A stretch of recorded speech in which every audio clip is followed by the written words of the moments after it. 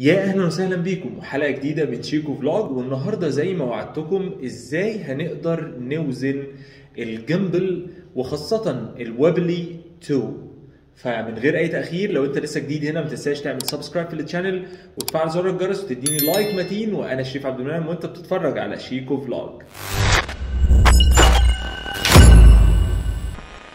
ورجعنا لكم تاني عشان خاطر نبدا رحلتنا في وزن الجيمبل. وزن الجيمبل حاجة صعبة نوعا ما بالنسبة لناس كتيرة، ولكن انت لو عرفت شوية تب كده وانت بتشتغلها الموضوع هيبقى بسيط جدا. وهنا انا مش بوزن على اي جيمبل وخلاص، انا بوزن على الوابلي 2 فيرجن 2 عشان الناس اللي عندها نفس الاصدار ده هتقدر تستوعب او تعرف ازاي انا بقدر استخدم الجيمبل ده بطريقه سهله وبسيطه، انه اوصل بسرعه اني اوزنه بسرعه جدا. في ناس كتيره ممكن يبقى معاها رونن، الموضوع مختلف تماما، وان شاء الله هيبقى في حلقه مفصله برضو عن ازاي توزن الرونن اس او الرونن الجديد. وبرضو لو انت ما شفتش الانبوكس بتاع الرونن اطلع اتفرج عليه من الفلوج بتاع دبي، هيبقى فايتك كتير جدا لان احنا اشترينا منتجات كتير جدا في دبي، وده كان واحد منهم. انه الجيمبل ده ما كانش لسه نزل مصر وانا اشتريته، والحقيقه من افضل الجيمبلز اللي انا استخدمتها، سهل وسريع وبسيط جدا. انا معايا الجيمبل النهارده، هو بالمناسبه مش موزون خالص، وانا بوزنه على كانون ار مع لينز 15-35. والنهارده هنوزن الجيمبل ده دلوقتي حالا. اول حاجه عشان توزن لازم يبقى كل الاكسسوارز بتاعه الكاميرا موجوده فيها، يعني مثلا الميموري كارد والبطاريه بتاعه الكاميرا. ولو انت هتحط مثلا مايك فوق الكاميرا لازم تبقى مركبه وانت بتوزن. هل الميموري كارد هيفرق في الوزن؟ هيفرق في الوزن، مع انه ميموري كارد يعني المفروض انه انت بتحس ان هو ملوش وزن، لكن الحقيقه ان كل حاجه في الكاميرا ليها وزن. التاب رقم 2 انه لازم الكاميرا تبقى العدسه بتاعتها فيكسد. اعتبر العدسه بتاعتها فيكسد لينز، يعني الملي لو انت هتصور على 15 ملي خلاص اوزنه على ال 15 ملي، لو هتوزنه على ال 35 ملي خلاص يبقى انت هتوزن على ال 35 ملي. هل انا لو وزنت على ال 15 ملي مثلا وبعد كده جيت قمت عامل زوم كده، هل الجيمبل هيحصل له مشكله؟ في الجيمبلز الجديده نوعا ما الموتو المواتير بتسند جدا معاك في الاستخدام، ولكن هتلاقيه جه في حته كده ووقع منك، تعب. المواتير مش قادره تسبورت معاك، خاصة لو كانت كمان عدسة طويلة زي مثلا ال 70-200. الموضوع هيبقى صعب جدا على الجيمبل انه يقدر يستوعب الوزن الاضافي اللي انت عامله. فخلينا نجيب البطارية ونرجع نكمل بقية وزن الجيمبل والميموري كارد اللي هحطه جوه الكاميرا. اول حاجة انت هنا عندك في محبس هنفكه كده بالمنظر ده، وبعد كده نطلع الكاميرا لقدام. بس قبل ما نطلعها لقدام في محبس تاني ورا اهو بنفكه برضو خالص. اتأكد ان اللوك بتاع كل الجيمبل مقفول عشان خاطر ممكن الكاميرا تنزل على وشها تتبهدل. في هنا برضو زرار هنا ده بتاع السيفتي، فخلي بالك وانت بتفك الجيمبل تفك السيفتي ده. ادي كده الكاميرا بقت حرة. هنبدأ نحط البطارية بتاعتنا تمام، الميموري كارد، وهنبدأ رحلة الوزن. أول حاجة تعملها في الوزن إنك تتأكد إن البلاطة دي راكبة قوية جدا، مقفول عليها كويس جدا في الكاميرا. في طريقتين عشان خاطر تقفل البتاع ده. أول طريقة بالمفاتيح بتاعتك الشخصية، والطريقة التانية بالربع جنيه. واو. الربع جنيه هو أكتر حاجة ممكن تقفل معاك. فأنا في شنطتي على طول في ربع جنيه. هنبدأ نركب الكاميرا على البلاطة اللي فوق، لازم تبقى فاضية كده. وهنبدأ في علامات بتقولك انه الجيمبل بيركب كده كويس من فوق اهي. اوكي، العلامات دي بتقولك الجيمبل يركب ازاي. نفس العلامات دي موجودة على البلاطة. تعرف منين الكاميرا بتاعتي هتركب ازاي؟ شايفين البقلولة دي لازم تبقى في ظهر الكاميرا.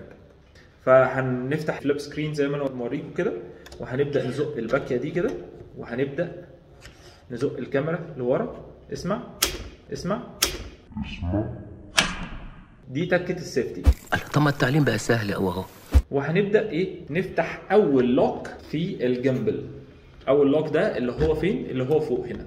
انت تفتح اللوك وتبدا ترجع الكاميرا لورا سنه بسنه سنه بسنه لغايه لما توزن. احنا بالمناسبه هنا بنوزن على ال 35 مللي. بصوا كده الكاميرا اهي، انا لسه ما قفلتش اللوك بتاع الكاميرا خالص وما قفلتش اي حاجه، بس كده الكاميرا اتوزنت في المستوى ده، ودي اول خطوه ليك. لو عايز توزن بسرعه جدا، لو انت السيت اب ده هو اكتر حاجه انت بتستخدمها، اعمل مارك على العلامات. فادي كده ايه الكاميرا اتوزنت نوعا ما. خلي بالك ان احنا قفلنا الرايح والجاي واللي رايح واللي جاي كده. هنبدا نفتح تاني لوك اللي هو اللوك ده، وابقى حريص برضو وانا بفتحه. شايفين الكاميرا حصل لها ايه؟ الكاميرا وقعت. ليه؟ عشان مش موزونه. طيب هنبدا نحرك الباكيه، نفتح ده اللوك اللي تحت ده بالطريقه دي كده عشان نحرك الكاميرا رايح وجاي رايح وجاي كده عشان نبدا نوزن على الاكس ده. فهنفتح الباكيه دي كده ونبدا بسم الله. هي بتقع فين؟ بتقع شمال، فانا هزق الكاميرا العكس اليمين. يعني نوعا ما كده الكاميرا اتوزنت وشها والقلبه بتاعتها. احنا اصيل لبخه في الكلام، اصيل لبخه ده عايز يتعالج ويجن. طب نعرف منين ان الوزن مظبوط؟ هنلق الكاميرا بس كده بسيط اهو. بصوا طول ما انا بزق الكاميرا بتقف على الزقه بتاعتي، يبقى انا كده ماشي في الوزن زي الساعه زي الفل. لو زقيت الكاميرا وما وقفتش على الجزء اللي انا عملته عليها، يبقى انا عندي خلل في الوزن. هنفتح الكاميرا من الجنب. هنا في زرار في الجنبل تحت السكرين على طول مباشرة، في زرار لما بدوس عليه بينور لغاية النهاية كده. الكاميرا ريدي انها تبقى شغالة ان شاء الله. مثلا يمين شمال زي ما انتم شايفين كده اهي. خلاص هي كده موزونة فوق تحت. هايل، ما عنديش اي مشكلة ادام ما بتتحركش ما بترقص كده، يبقى احنا الدنيا ستيبل مظبوطة هايلة جدا اهو. هل انا ممكن اوصل الكاميرا بتاعتي بالجيمبل واقدر اتحكم في الكاميرا بتاعتي عن طريق الجيمبل؟ تقدر تعمل كده عن طريق التايب سي تو تايب سي اللي بتيجي مع الجيمبل نفسه. وفي عندك مخرجين قدام. المخرج الاولاني اللي فوق، المخرج الاولاني اللي فوق خالص ده هو ده المسؤول عن توصيل الكاميرا بالجيمبل. فهنحط كده عن طريق السلك اللي انا وصلته ده دلوقتي تقدر تتحكم في الريكورد، انك تستارت او تستوب الريكورد بتاعك. ادي الكاميرا اتوزنت و100 فل و14 كده. انت تقدر تتحكم في الجيمبل بمنتهى الاريحيه، وفي نفس الوقت الجيمبل كده شغال. طبعا في مودز كتير جدا جوه الجيمبل، من ضمنها ال 360 درجه اللي هو بيخلي الكاميرا تلف 360 درجه. عندي مشكله بس وحيده مع الجيمبل ده، وهي انه الحته او الجزئيه اللي في الظهر دي لما بتيجي على السنسور بتاع الكاميرا من ورا هنا، السنسور ده، فبتخلي السكرين دي تطفي. فلو حد عنده حل للموضوع ده يا ريت يكتب لي في كومنت. طبعا الجيمبل ده فيه اوبشن حلو قوي برضو، انه الدراع اللي تحت ده تقدر تفكه وتروح مركبه هنا بالطريقه دي، فيبقى معاك الجيمبل بالطريقه دي. تقدر تشيله كده. الطريقه دي حلوه قوي قوي. اولا انا لو قفلت اللوك بتاع الجيمبل بالكامل اقدر اشيل الجيمبل جنبي عادي جدا، مش محتاج ان انا لازم افكه واقفله كله وبتاع. لا، هو ممكن اشيله كده جنبي وافضل ماشي بيه. النقطه الثانيه، لو انا واقف وقفات طويله او وقت طويل، احسن حاجه انك تريح الجيمبل على بطنك كده وتحط ايديك تشيله بالطريقه دي. هايل جدا جدا.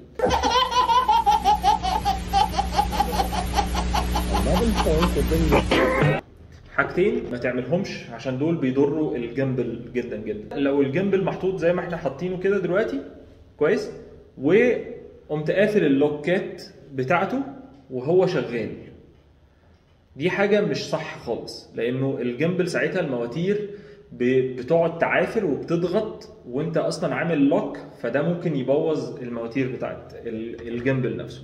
فافضل حاجه تعمل ايه؟ تقفل الجيمبل الاول اهو، اول ما ينور ويطفي كده يبقى انت خلاص هو كده قفل. وبعدين تبدا تقفل اللوك بتاعك عادي جدا اهو. تقدر ساعتها تشيل الكاميرا على طول كده، خلاص كده الكاميرا بقت جاهزه، تقفلها كده خلاص انت تقدر تمسكها ما عندكش اي مشكله فيها. الحاجه الثانيه ان انت تفتح الجيمبل وانت عامل اللوك. لما تفتح الجيمبل وانت عامل اللوك هتلاقي الجيمبل بيصوت بقى، بص سامعين الصوت؟ ده معناه ان عندك مشكله ان انت قافل اللوك بتاع الجيمبل. لو فتحت الجيمبل وهو عامل لوك وانت فتحت عملت انلوك لكل المواتير، الجيمبل مش هيستجيب ليك. عشان خاطر تشغله لازم تفتح اللوكات بتاعه الجيمبل كلها بالطريقه دي كده، وتفتح. بصوا انا عشان قفلت السكرين بتاعه الكاميرا، بصوا الوزن اختل ازاي، لازم افتح السكرين تاني زي ما كنت فاتحها. كذلك لو انا رجعت الكاميرا مثلا على 15 مللي، بصوا هتلاقي الوزن برضو باظ لان انا عامل له وزن على ال 35 مللي.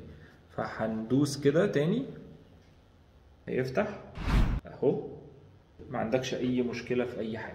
ده كان كل حاجه للنهارده، لحلقه النهارده. ازاي توزن الجيمبل بتاعك، ازاي تظبط الجيمبل بتاعك بابسط طريقه واسرع طريقه، وشويه تاب كده بسيطه انك ازاي تحافظ كمان على الجيمبل بتاعك عشان ما يبص منك وعشان توصل لافضل نتيجه باسرع وقت. لو عندك اي كومنت او انت لسه جديد هنا، ما تنساش تعمل سبسكرايب في الشانل وتفعل زرار الجرس وتديني لايك متين وتستنى الحلقات اللي جايه. ولو عندك اي استفسار اكتبوا لي في كومنت وانا هرد عليك. ولو حابين ان احنا نتكلم اكتر ان ديتيل عن الاوبشنز بتاعه الويبلي 2 اكتب لي تحت. في روابط لشراء المنتج هتلاقيها في الديسكريبشن تحت، بص عليها عشان تعرف سعر المنتج ده النهارده كام في مصر. واشوفكم على الف خير في حلقات تانية كتير. سلام عليكم.